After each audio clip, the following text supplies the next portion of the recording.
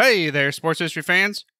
Artie Chapman of Fantasy Football Origin Stories here to tell you about a new way to play fantasy football this upcoming season. Tailgate Fantasy Sports is the game you've been waiting for.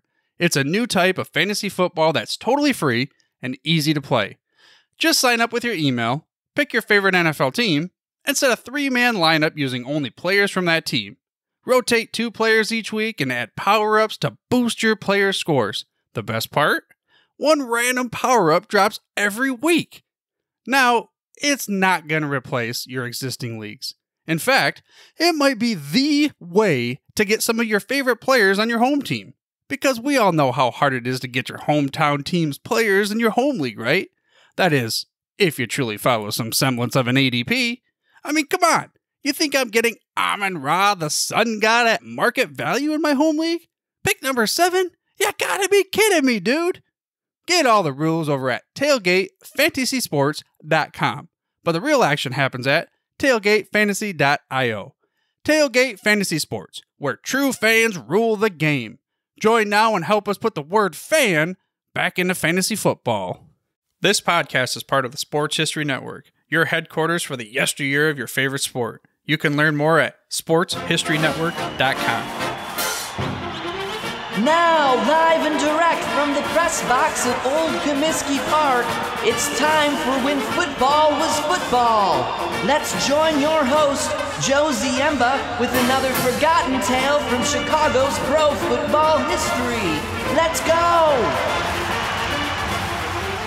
Thank you very much, and welcome to this episode of When Football Was Football on the Sports History Network. I'm your host, Joe Ziemba. Stories about unknown or undrafted collegiate players making it big in the NFL are rare, but always entertaining.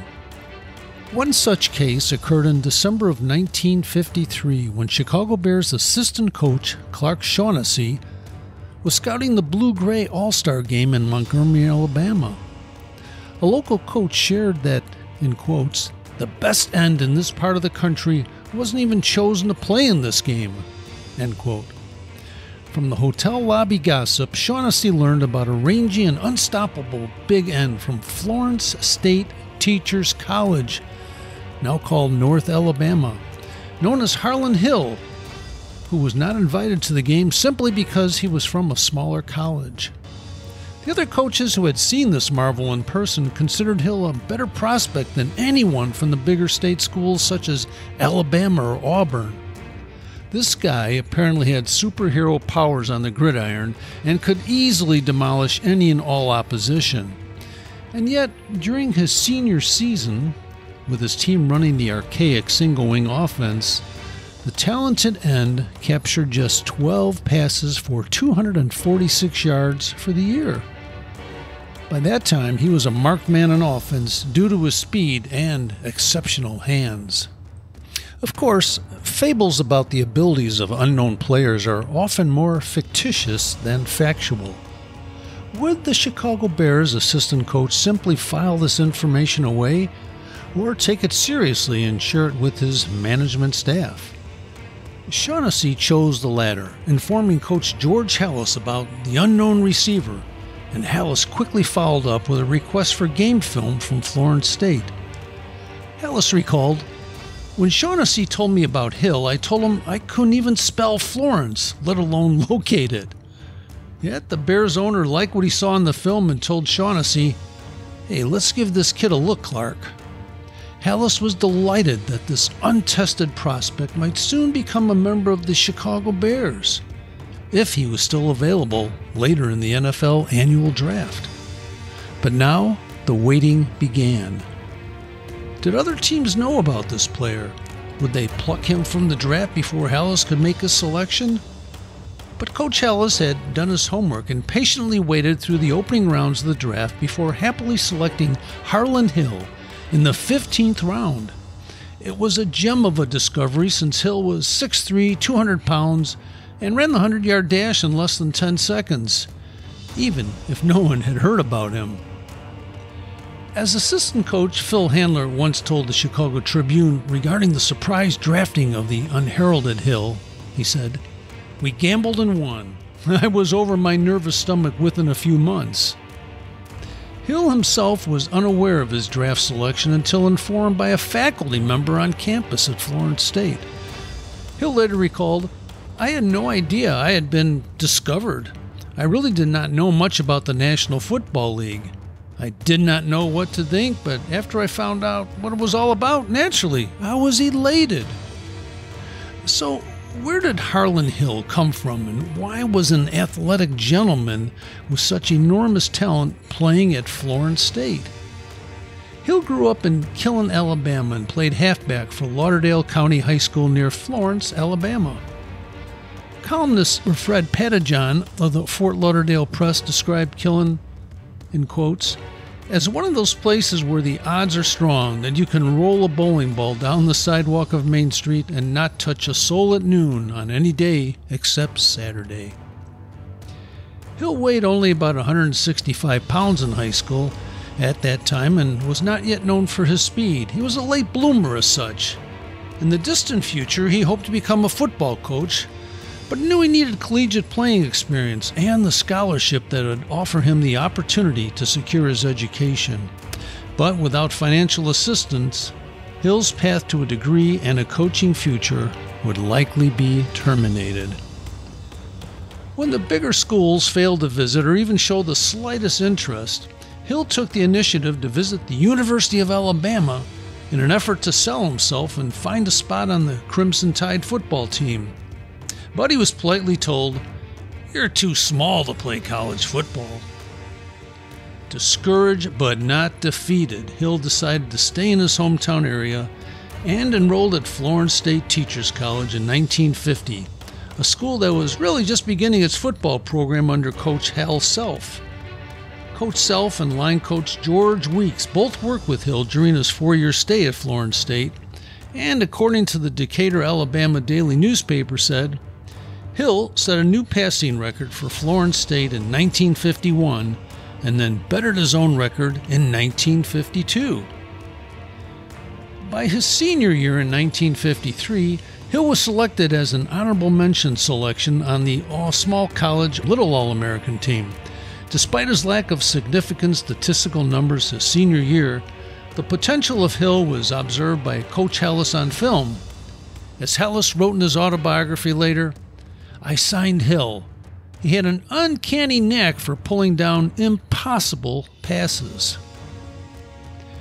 When Hill initially reported to the Bears, he admitted he was a bit clueless about the level of competition in the National Football League, saying, "I didn't know what anybody else in the pros was like. You know, coming from the sticks in Alabama, we had no TV back then." Yet from the first day of training camp in Rensselaer, Indiana, Hill was impressive. Bears lineman George Connor raved, "Harlon Hill was the best piece of raw-boned talent I ever saw walk into a training camp. He could run all day and all night and never break a sweat, never drop a football. I swear he had 3 speeds. He was great." Longtime Bears assistant Patty Driscoll added, "When we saw Hill perform on the first day of our 1954 training camp, we knew he would make good in pro ball." Once the regular season started in the NFL in 1954, Hill shared his impact with the rest of the league. From the start, it was as if his career was shot out of a cannon. As a rookie, Hill topped the Bears in 3 major offensive categories as he hauled in 45 passes for 1,124 yards and 12 touchdowns. His most amazing performance occurred in San Francisco on October 31st, when Hill snared 7 tosses, mostly from quarterback George Blanda, for 214 yards and 4 TDs. The final scoring play secured the victory for the Bears, but the pass was not thrown by Blanda, but rather was from reserve quarterback Ed Brown, appearing quietly for the first time in his career as a halfback. The 49ers had just grabbed a 27-24 lead with only 37 seconds remaining in the ballgame. The vociferous crowd of nearly 50,000 was celebrating the success of the second field goal a day by Gordon Saltow that broke a 24-24 deadlock. It was then that Hellis pulled up a surprise play the team had not used all year, dubbed Pass 48, long flag. Here's what happened. Brown reported in as a halfback, took a short pitch from George Blanda, and then unleashed a 66-yard scoring toss to Hill that brought the Bears a stunning 31-27 victory over the previously undefeated 49ers. The San Francisco Examiner reported, instead of throwing the ball himself, Blanda slipped it to Brown, who drifted back and let go with all the power in his good right arm. John Henry Johnson, who was in there on defense as a replacement, saw what was happening but was too late to do anything about it. He let the fleet-footed Hill get behind him to make the catch. Johnson gave chase, but Hill easily outran him to the end zone as the partisan crowd saw its hopes of an undefeated 49er season go a-glimmering. Hill, in the play, delayed slightly at the snap, then turned on the jets as Johnson broke his way. Hill later explained that, when I saw Johnson coming up at me, I just took off. And Hill took off from the rest of the NFL as well, easily winning Rookie of the Year honors in 1954 after his tremendous season. In 1955, Hill grabbed 42 more passes for 789 yards, 9 more touchdowns, and was voted as the NFL's MVP by the Newspaper Enterprise Association.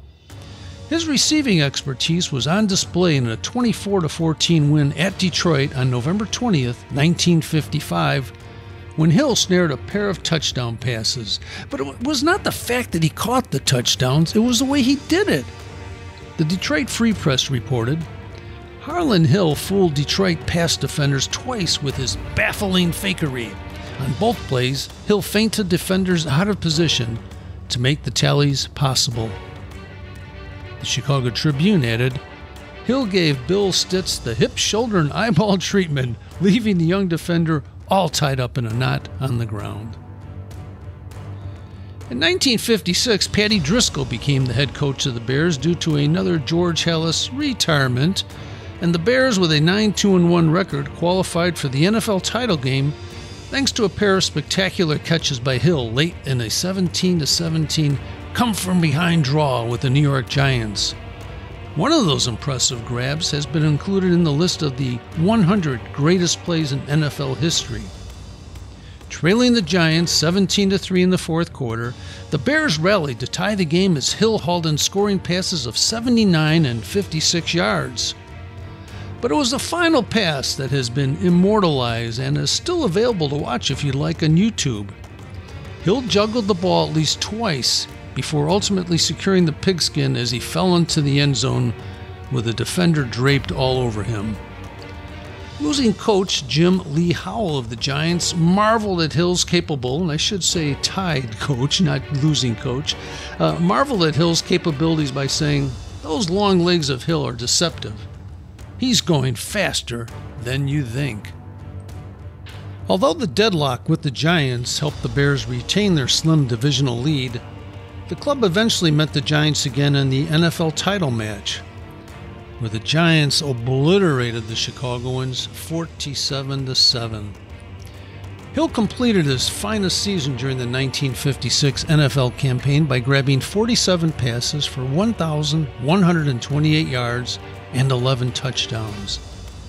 During his first 3 years in the league, Hill was named an All-Pro all 3 seasons, and in that time compiled an impressive offensive record of 134 receptions for 3,041 yards and 32 touchdowns. Although Hill's receiving numbers fell in ensuing years, primarily due to a whole series of injuries, he was still a serious threat on the field, but was not against serving as a decoy when needed. In an article he wrote for the Chicago Tribune in 1957, Hill explained the realities of his position, saying, "Sometimes you will act as a decoy. This is almost as much fun as catching a pass. On many occasions, I have taken 2 or more defenders with me in the wrong direction, leaving a teammate wide open for a pass."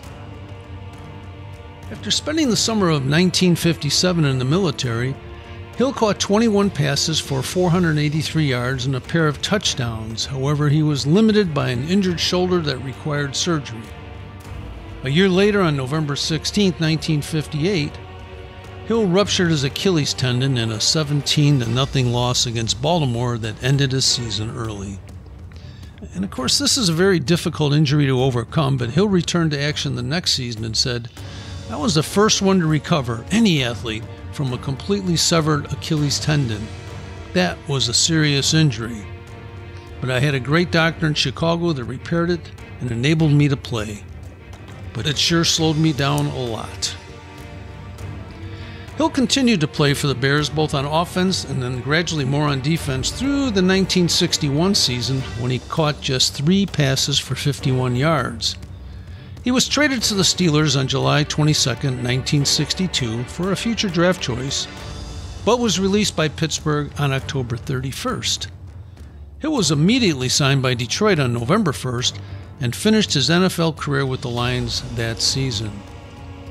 Yet there was another problem lurking behind the scenes during his last years in the NFL that wasn't discussed much in public back then, but which Hill readily shared in later years. He had a drinking issue. As he explained to the Opelika Auburn News in 1976, "I had been up there, in Chicago, a while when I started going out after the games and drinking a little. We had Mondays off and some of the fellows would go out and drink. As the years went along, I began drinking more and more, and it became a problem." With 5 children and his football career behind him, Hill bravely made the decision to abandon that lifestyle. He said, "I knew I had to take a turn in life or go all the way to the bottom. You can't make excuses by saying you're drinking socially. What you've got to do is look in the mirror and tell yourself alcohol has become a problem. I believe I've licked it." Hill did turn his life around, earning a master's degree in 1969 and became a high school teacher, coach, and school principal. He passed away on March 21st, 2013, at the age of 80. Although he was never able to duplicate his startling numbers from his first few seasons, Hill still holds several Chicago Bears records, including the most receiving touchdowns in a game with 4, the most 100-yard receiving games with 19, the most touchdowns, 12, and yards, 1,124, by a rookie receiver, and he's still second in most career reception yards with 4,616. His 214 receiving yards in one game in 1954 still ranks 3rd on the Bears' all-time list. For his overall career, Hill grabbed 233 receptions for 4,717 yards and 40 touchdowns. Yet the biggest testimony to the career of Harlon Hill was the creation of the Harlon Hill Award in 1986. It is awarded each year to the most outstanding NCAA Division II football player in the country, and was developed in honor of Hill's remarkable collegiate career back at Florence State Teachers College.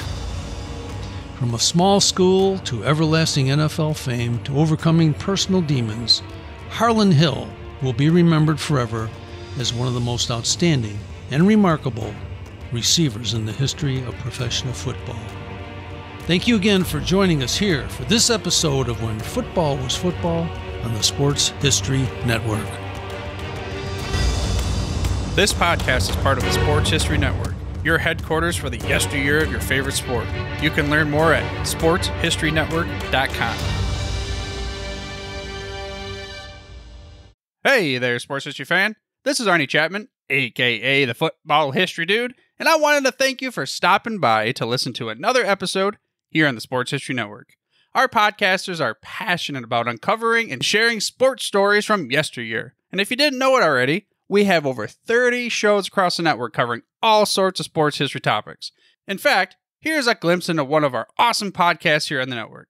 Do you wish you knew more about the 100 seasons of the NFL? You're in luck because you found the Football History Dude podcast, where each episode is a journey back in time to learn about the rich history of the NFL. From the founding of the league in an auto showroom, all the way to what it is today, America's favorite sport and a behemoth of an industry. My name is Arnie Chapman. Football is my passion, and I want you to come along with me each week to explore the yesteryear of the gridiron. So hop on board my DeLorean and let's get this baby up to 88 miles per hour.